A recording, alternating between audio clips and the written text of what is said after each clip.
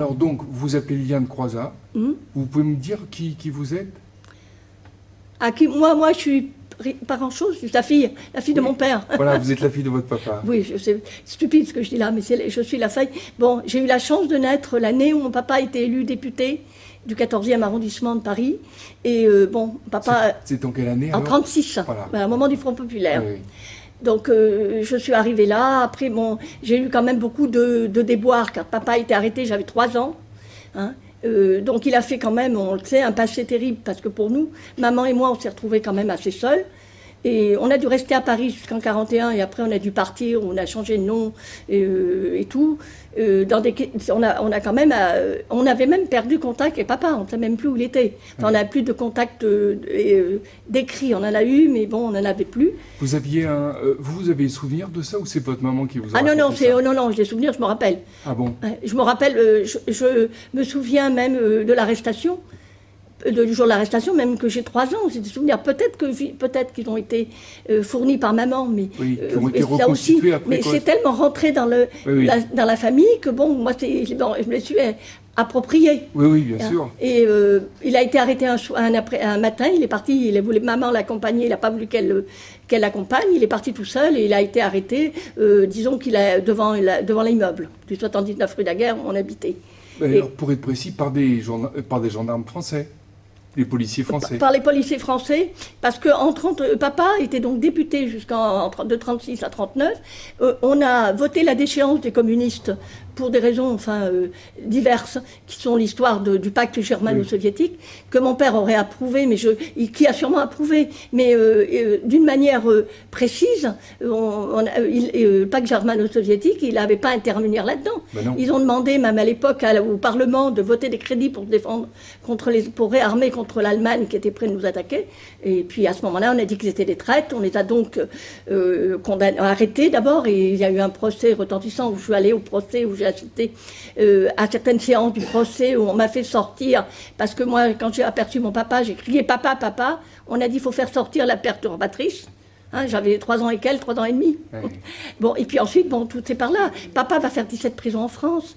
Il va en centrale. Il va se retrouver, disons, à Marseille.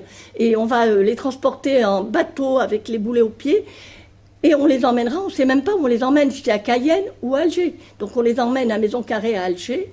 Ils sont 27 députés communistes qui ont été déchus. Par le gouvernement de Vichy, mais par un gouvernement français. Oui. On a voté la déchéance des communistes très facilement. Et du moment où on a voté la déchéance des communistes, ils ont été arrêtés. Mais beaucoup ont été fusillés. Bon, ils ont échappé à la mort parce qu'ils sont partis. On les a emmenés à Alger. Ça, c'est un mystère de l'époque. On ne sait pas pourquoi. Est-ce qu'on les a gardés en otage ou est-ce qu'il y avait des raisons particulières? Et Alger, c'est ce qui les a sauvés. Ils sont restés à Alger jusqu'après le débarquement. Vous avez su, donc finalement, vous avez su au bout d'un moment qu'il était là-bas? Oui, on savait qu'il était... Au début, on a eu des lettres d'Alger. Parce que chaque fois qu'il rentrait, il changeait de centrale, on essayait d'aller le voir. Mais une fois à Alger, on ne pouvait plus. Il y a eu un moment, on ne pouvait plus quitter Paris. Oui. Hein, on est parti parce que bon... Et donc à ce moment-là, prendre le train pour aller... On est allé à Poitiers, mais par exemple, on n'est jamais allé à Tarbes. On est allé à Poitiers, on est allé dans certaines prisons, mais on n'a pas pu faire toutes les prisons. Et quand on est parti à Alger, bon, c'est une fois à Alger qu'on a reçu des lettres interzones nous expliquant où il était, qu'il était vivant, enfin bon, et avec son numéro d'immatriculation. Mais c'était pas une lettre de lui? Ah, c'était des lettres, ce sont les fameuses lettres qu'on avait pendant la guerre avec toutes... Formatées, quoi, en quelque sorte. Oui, pré-formatées, quoi. Voilà, pratiquement formatées, oui. Enfin. Et alors, il y avait quand même un petit peu de son écriture, mais pas beaucoup. Bon, on a su au début qu'il était à Alger, on connaissait son numéro de matricule, et puis bon, il y a une période où on a dû partir de Paris. On est parti, on est allé dans le midi de la France, enfin il se trouve, parce qu'on avait la famille, mais ils n'ont pas pu nous garder, car eux, ils avaient peur. Bon, ça veut dire que il faut se mettre à la place, même. Oui. Et résultat, on s'est retrouvé à Baume de Venise, dans un pays de vin, où on est resté là. On était en résidence. Nous, on ne savait pas, nous, qu'on était là. On avait encore nos papiers à Baume de Venise. Et on était avec la femme de François Billoux, qui était avec papa à Maison Carrée. La femme de Josette Billoux, qui était avec nous et sa fille. Et on va rester à Baume de Venise. Elle est en résidence, elle, surveillée. Et puis ensuite, bon, Madame Billoux sera arrêtée quelque temps après, et avec sa fille. Bon, elle ira pas, elle échappera au camp de concentration parce que les camarades de la région vont la faire évader. Ah bon. Et puis François, bon, plus personne n'a des nouvelles de nous. Nous, on sait plus. Moi, nous, on est dans le Midi, plus personne ne sait où nous sommes. Parce qu'il fallait tout cloisonner, la résistance. Quand papa, alors, il va se passer ça, et que, donc nous, après la guerre, à la fin de la guerre, on est encore dans le Midi. Et on ne sait même pas où est papa. Et les camarades de la résistance, donc du Vaucluse, décident d'emmener maman à Marseille pour essayer d'aller voir ce qui se passe. Quand elle arrive à Marseille, on dit non, on n'a pas de nouvelles de ton mari. Et puis elle va rester au siège du parti du PC un jour ou deux, puis le deuxième jour, tout d'un coup, elle voit débarquer des bonhommes, et là-dedans, pardon, ça te convient peut-être pas, si? Si, très bien. Et elle donc, c'est papa qui débarque. Ouais. Et elle était en train de faire quelque chose, elle le voit, elle retourne faire ce qu'elle faisait, et il lui dit, mais dis donc Denise, je suis là, c'est moi, je suis revenu. C'est pourquoi, parce qu'il arrive à Paris, il ne sait pas où on est. Il va suivre De Gaulle, puisqu'il arrive il va se retourner au Parlement, tout ça, nous on ne sait pas. Parce que Paris a été libéré très peu de temps avant. Oui. Il n'y a pas longtemps. Et nous on ne sait pas. Donc on attend. Et puis là, lui s'est débrouillé. Parce qu'il fait une réunion publique dans le 14e, quand il arrive pour retrouver ses électeurs. Et là, il va, parce qu'il demande aussi qu'il y ait une rue Raymond Losserand, parce qu'il était un conseiller municipal du 14e, qui a été fusillé. Oui. Donc il fait faire une pétition, une réunion. Et là, quelqu'un arrive et lui met une petite carte à la tribune en disant « Je sais où est ta femme et ta fille oui. ». Et c'est comme ça qu'il apprend où on est. Donc il demande au gouvernement provisoire de bien vouloir lui donner une autorisation pour faire toute la France, revenir dans le sud de Paris. Et c'est comme ça qu'il nous aura retrouvés. Ah, oui. Et là, bon, et on revient, et puis bon, il faut dire on va revenir ensemble. Moi, je pense à un souvenir inoubliable parce que maman, elle voulait rester avec lui à Marseille. Elle lui dit on va rentrer à Paris. Et la seule chose qu'il pose, où est ma fille? Ah ben ta fille, elle est encore à Gigondas. Mais il a dit moi, je rentre pas sans ma fille. Donc ils sont arrivés. Vous aviez 9 ans à peu près? Oui, 9 ans à peu près, voilà, c'est ça. Oui. Et là, papa, je crois que de ce moment-là, je l'ai pu décoller. Je me suis collée à lui, je suis toujours, bon. Voilà, c'était fini. Ah oui. Je voulais faire avec lui, j'étais trop jeune pour beaucoup de choses. Oui. Je lui disais d'abord, je voulais faire ta secrétaire, je lui disais, attends un petit peu, il faudra que tu ailles à l'école, enfin voilà. Parce qu'il était un peu jeune. Mais entre-temps, vous n'aviez eu aucune nouvelle de lui, vous saviez pas? Non, à la fin, on n'avait plus de nouvelles, on ne savait pas s'il était mort ou vivant, ça on ne savait plus. Et donc, quand vous saviez qu'il était vivant, mais vous n'aviez pas de nouvelles de son Mais c'était pas évident. Parce qu'on n'avait plus de nouvelles du fait de... Bah oui, parce qu'on a eu, après l'arrestation de Madame Billou, il y a eu un ordre d'arrestation pour nous. Ah oui, mais on n'était pas là ce jour-là. Ah oui. Donc, on est reparti. Alors là, on était en déshérence, si on veut. On s'est retrouvés à Gigondas, à Carpentras, dans toute la région. Mais vous étiez piloté en quelque sorte? Oui, parce que c'était la résistance. Hein. De toute façon, on doit aux gens là. Moi, je suis encore en vie maintenant. On le doit aux camarades de la résistance qui ont organisé nos séjours. Il y avait aussi un autre copain, Portalet, ses fils étaient aussi dans le Midi, comme nous. Et alors on se voyait même pas entre nous. Hein. Oui. Donc on était dans des familles qui ont été aussi, par exemple chez les Durand, on était chez les neveux et nièces, et chez les Durand, la Gestapo est intervenue avec les Allemands, ils ont brûlé la maison, ils ont torturé le monsieur. C'est lui qui avait nos papiers d'identité, tout ça. Bon, c'était lui qui organisait la résistance du Vaucluse. Oui. Et Albin Durand, et puis bon, tout s'est passé comme ça, et puis bon, c'est pour ça qu'on ne savait même plus. Les Américains ont débarqué en Provence, mais nous, on ne comprenait rien avec ma mère. On était là, ça ne nous avançait pas. C'est-à-dire que vous étiez isolé complètement du reste oui. On ne savait pas, maman, alors d'abord, c'était plus ma maman, c'était ma tante. Je ne devais plus l'appeler maman, ma tante. Et puis ce jour-là, je dis, mais je peux te rappeler maman maintenant, enfin et tout. Et puis bon, c'était comme ça, on avait changé de nom, on s'appelait Chabert, enfin bon. Et c'était des choses. Et on ne savait même plus quoi faire. Et c'est comme ça que la résistance a emmené maman jusqu'à Marseille. Ah oui, qui est le jour qui se trouve, on ne sait pas pourquoi, que papa lui s'inquiétait. Dès qu'il a su où on était, il a demandé d'autorisation, parce que même à l'époque, tout n'était pas sûr. Il faut que de Paris à Gigondas, il fallait passer par là. Bon. C'était difficile. Voilà. Et alors, donc, vous n'avez plus quitté votre papa? C'est-à-dire, vous étiez avec lui dans les ministères, tout ça? Comment ça? Oui, voilà, oui. Il se trouve qu'on rentre à la maison, donc, et tout, mon papa reprend son activité habituelle, et très peu de temps après, un soir, on a des journalistes qui arrivent, enfin, à la maison. Bon, ma mère, on vient me faire des photos, tout, on ne comprend pas. Et puis papa vient, et puis il dit à maman, écoute, je t'annonce que je suis ministre. Et le problème, chez nous, c'est que maman ne voulait pas quitter l'appartement. Elle croyait pas, elle croyait que ça pouvait continuer à être ministre rue Daguerre, où on était. Oui, oui. Ça la gênait pas, elle. Oui. Elle avait un petit appartement sans confort, mais bon, comme on vivait à l'époque. Et on lui dit, ah, non, non, non, Denise, j'ai un problème, il faut qu'on aille habiter au ministère du Travail. Il faut emmener que nos bagages personnels. La vaisselle, tout était marqué MT, enfin tout. Ah, oui. Et on va se retrouver que tous les trois. On va arriver là, on va se trouver avec un maître d'hôtel, une femme de chambre. Mes parents n'ont jamais eu de personnel, rien. Et maman, c'est le maître d'hôtel qui va indiquer à maman comment on fait lors des réceptions, comment il faut faire, comment il faut recevoir les gens. Ah, oui. Hein, il va lui expliquer que quand il faudra, par exemple, il va servir l'apéritif, et il faudra que lors des réceptions, elle accepte d'aller voir avec son verre d'apéritif tous les gens, parler avec tout le monde, du puits du beau temps. Enfin, dire rien, mais c'est comme ça que ça se passe. Et puis après, il lui dit à un moment, on vous dira, madame est servie. Alors, il faudra que vous emmeniez tous vos invités, on ouvre les portes et vous allez vous installer dans la table du ministère du Travail avec tous ces gens-là. Vous avez dû être impressionné, vous aussi, en tant Ah oui, oui, que bah, petite, oui. comme ça. Et alors, mon papa était un peu original. C'est qu'il exigeait que lors des repas, je sois là. Bon. Et alors, il expliquait avant le repas, excusez-moi, mais vous avez aperçu une petite fille au bout de la table. Ma petite fille, effectivement, en général, on n'accepte pas les enfants dans ce cas-là. Mais ma fille, ayant subi la guerre, ayant été séparée de moi, je m'en sépare plus. Donc maintenant, quand il y a quelque chose de bien, elle assiste avec moi à tout. Donc j'assistais, je voyais des gens, enfin bon, j'ai rencontré un peu tout le monde, mais enfin bon, et personne, j'étais quand même très jeune. Donc je subissais, il fallait surtout que je me tienne bien, que je ne fasse pas de réflexion. Bon, puis après, je m'en allais. Mais ça a été, pour maman, ça a été extrêmement dur. Papa, il s'adaptait à tout, lui. Mais ça a été difficile pour votre maman, parce qu'elle Oui, subissait une forme de mépris de certains diplomates. Pas vraiment, même. Non. Par exemple, la femme de chambre, on a dû trouver une solution, parce elle abhorrait les communistes. C'était un peu embêtant. Pas le maître d'hôtel, ça s'est très bien passé. Mais le maître d'hôtel, au contraire, il a formé maman, hein. Il l'a aidé surtout. Parce qu'au début, papa, il montait pour recevoir les gens.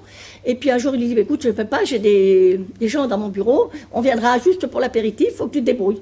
Alors, maman a assisté à des choses assez drôles plutôt, parce que, maman, on n'y avait jamais baisé la main, je m'excuse, Oui. Ça c'est peut-être dans un certain milieu, Oui, oui. mais elle était très impressionnée. Mais quand à la fin, ces gens-là se comportaient assez mal, parce qu'ils buvaient un petit peu, il y avait de tout. Il y avait, ça pouvait être des copains, mais ça pouvait être beaucoup des ministres étrangers, des représentants de pays, et à la fin du repas ou n'importe, ils se comportaient pas très bien. Ils se lâchaient, quoi. Alors, Voilà, et maman le disait à papa, mais c'est ça la haute société. Elle était un petit peu, parce qu'elle sortait d'un milieu tout à fait simple. Oui. Lui aussi, mais lui, de toute façon, ça le gênait pas. Il n'était pas impressionné par un patron ou par n'importe qui, il s'en foutait, lui. Hein. Non. Ah bon, ouais. Non, parce que pour lui, il défendait quelque chose, et je crois que c'était ça le plus important. Ah, oui. Lui, il ne s'est jamais occupé. Ils ont dû aller, il y a une petite histoire dans la famille, il a dû aller à Rome pour signer un contrat très important avec le gouvernement italien. Et quand on a demandé à mon papa s'il voulait aller voir le pape, il a refusé. Il a dit simplement, est-ce que je suis obligé? Est-ce que la France est au bord du gouffre? Et si je veux voir le pape, ça va sauver la France? Le Quai d'Orsay est un peu gêné. Il aurait bien aimé que le ministre du Travail aille voir le pape. Papa, il a dit, je n'y vais pas s'il n'y a pas d'obligation. Donc il n'est pas allé voir le pape. Mais maman avait demandé, c'est un peu rigolo, elle a demandé à y aller parce que la femme de l'ambassadeur voulait aller voir le pape. Et maman s'est laissée peut-être influencer, donc puis elle n'avait jamais vu ça. Elle était protestante d'origine en plus, c'était curieux. Et le pape, en plus, c'était celui qu'on n'aime pas trop, puisque celui qu'on n'aime pas la guerre, qui est un collabo pour moi. Oui. Bon, papa, lui, l'a refusé. Il a dit, c'est jamais abaissé, de toute façon. Non. Bon, maman, elle a fait, je pense que c'était plutôt anecdotique. Il lui a donné des médailles Béni, qu'elle a offert à tout le monde. On a eu droit aux journaux un peu satiriques, qui sont un peu moqués de lui, mais ça n'avait pas d'importance. On s'en moquait. Et alors, dites-moi, vous avez vécu justement le déroulement de sa vie dans le ministère du Travail, enfin, je veux dire, les grands événements, jusqu'à son éviction du gouvernement. Oui, ça veut dire que les événements, par exemple, il me parlait de tout ce qui se passait, malgré tout. Par exemple, moi, j'ai un souvenir un peu rigolo. Quand il y a un jour, il me dit, tiens, tu sais pas, De Gaulle, De Gaulle, il s'en va. Alors, il leur avait dit quand même quelque chose de particulier, en disant, la France étant sauvée, je me retire. Ils étaient absolument scandalisés, eux, les communistes qui étaient présents dans ce gouvernement, et qui ont suivi encore les gouvernements suivants. Il a été surpris quand même, ils ont été un peu surpris. Il m'a dit, et alors, il avait eu quelques problèmes avec lui. Il a été choisi, on ne sait jamais tellement pourquoi, mais par exemple, à Alger, comme ils ont été libérés en février 1943, il s'est trouvé membre de la commission provisoire Et du gouvernement provisoire, ça veut dire de l'Assemblée constituante qui avait à Alger. Donc, des commissions du travail. La CGT, le passé, l'avait envoyé auprès du général de Gaulle. Donc, bon, et je pense que là, ils se sont connus un peu. Ah oui, ce qui a peut-être justifié, parce que lui, il a rien lâché. Hein. En plus, il voulait faire 2 ministères avec le ministère du Travail. Parce que c'était le ministère du Travail et de la Prévoyance. Et il a dit, c'est les deux ou rien du tout. Il a été obligé d'accepter. De Gaulle, il lui a dit, bon... ils ont eu des moments un peu difficiles. Mais bon, lui, la seule chose qu'il envisageait, c'était faire le programme du CNR. Oui, c'est ça. C'était la seule chose qu'il a fait.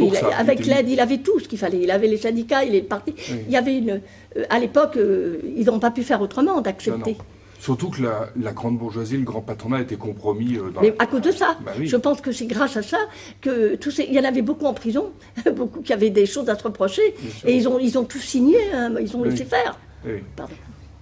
Et non, j'entends pas. Dis-moi.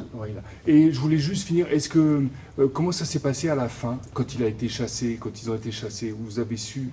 Si, parce qu'il y a eu d'abord un ministère où papa, il y a eu Daniel Meyer, il y a eu un intermède avec Daniel Meyer. Daniel Meyer que je ne peux pas me prononcer, mais par exemple, qui a été très incorrect, il a donné 24 heures à mon père pour partir. Bon. Pas qu'à lui, sa famille et tout ça. Oui, on était tous les trois, parce que même si on n'avait rien du ministère, papa exigeait un constat pour voir si on n'avait rien pris. Qu'on ne vienne pas nous dire qu'on avait pris des tapis ou des... Hein, il a demandé qu'il ait fait, bon, ça paraît idiot, mais avant et après, il a fait faire. Et Daniel Meyer lui donne 24 heures, manque de peau. Daniel Meyer restera, je crois, 15 jours, et mon père revient. Et alors, et à la fin, papa a eu... Mais ça l'a tellement pas, ça. Je ne sais pas si lui, il n'était pas un peu soulagé, parce que bon, quand il est revenu, il a dit, tiens, ça y est, il nous fout dehors. Bon, je crois, c'est là un peu cette période, on est reparti chez nous, puis c'est tout. Puis papa, il est revenu dans l'activité, il est toujours des députés, il est reparti dans une activité... Vous ne l'avez pas vu effondrer Absolument pas. Non. Je pense qu'ils étaient soulagés quelque part. Oui. Hein, parce que, d'une part, il y avait des grèves très importantes à l'époque chez Renault, et je ne sais plus dans quelle entreprise, où ils avaient ces gens-là, les syndiqués comme lui, puisque bon, ils présentaient la métallurgie surtout, étaient concernés. Et en tant que ministre du Travail, il avait une certaine solidarité avec le gouvernement. Il ne pouvait pas se permettre. Voilà, et je crois qu'il a préféré de beaucoup s'en aller. Oui. Hein, parce qu'il voyait bien que ça allait de plus en plus mal. Hein. De Gaulle étant parti et tout, puis les autres ne voulaient plus de ces gens-là, puis c'est tout. Et alors après, le ministère, il a fait quoi? On est parti du ministère, après il y a eu... Alors là, je n'ai pas trop suivi les ministères du Travail, ça veut dire que... Il faut être juste, on n'est plus jamais retourné au ministère du Travail, moi j'ai jamais remis les pieds. Donc, vous n'avez pas gardé de relation avec les gens que vous avez pu croiser? Non, absolument pas. Seulement avec malheureusement, mais il est décédé maintenant, avec le maître d'hôtel, qui est venu voir papa, qui est venu voir papa à la maison quand il était malade. Donc parce que papa a exigé à un moment, il lui a demandé 2 choses. Je ne veux pas t'embêter longtemps. Non. Simplement, comment vous êtes logé, Eugène? C'était le ministère du Travail avait 2 étages avec 11 pièces. Donc nous, on était dans un premier étage et au deuxième, il y avait 11 pièces. Déjà, les 11 pièces, mon père m'a dit, on n'occupe pas tout ça. On a chacun une salle à manger, puis la salle à manger d'apparat. Bon, on n'allait pas se mettre bêtement à table, il y en avait un d'un côté, un de l'autre. Bon, on mangeait dans une petite pièce. Bon, il a dit, je ne veux pas en entendre parler. Mais il a demandé à Eugène où il était logé. Il lui dit, monsieur le ministre, je suis logé au premier étage dans une chambre de bonne. Ah bon, papa a voulu aller voir. Il venait de se marier, mais il a dit, mais c'est une honte. Alors il a exigé que dans ce ministère, on installe une chambre, une salle à manger, une douche, un appartement pour Eugène, puisqu'il était au l'étage supérieur, mais qu'il puisse vivre avec sa femme là. Il a exigé, donc son statut à Eugène a changé à cause de ça. Et quand il lui a demandé aussi, c'était un truc qu'on ne peut pas penser, et il lui a demandé, mon père lui dit, mais vous êtes en congé quand, Eugène? Il a dit, monsieur le ministre, quand vous voulez.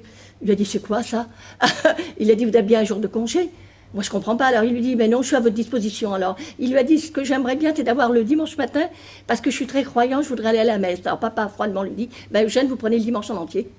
Donc, il avait le dimanche. Et quand papa, il y avait du monde, qu'il y avait des réceptions, n'importe, parce que lundi matin, il arrivait, Eugène va passer l'aspirateur.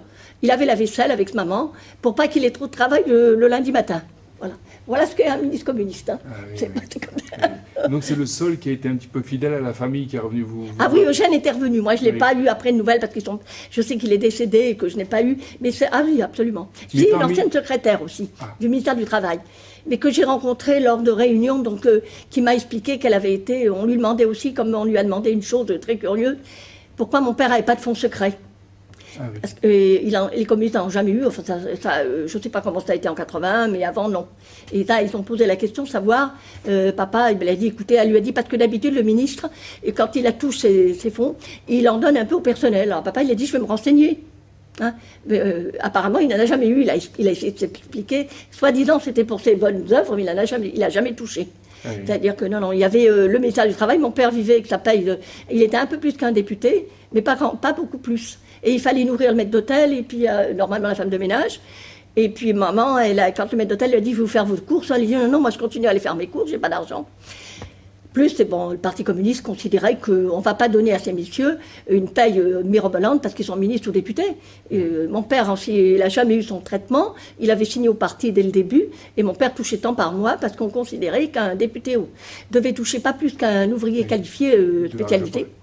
Donc, c'est pour ça qu'il ne pouvait pas aller faire les courses. Il fallait qu'elle aille faire ses courses.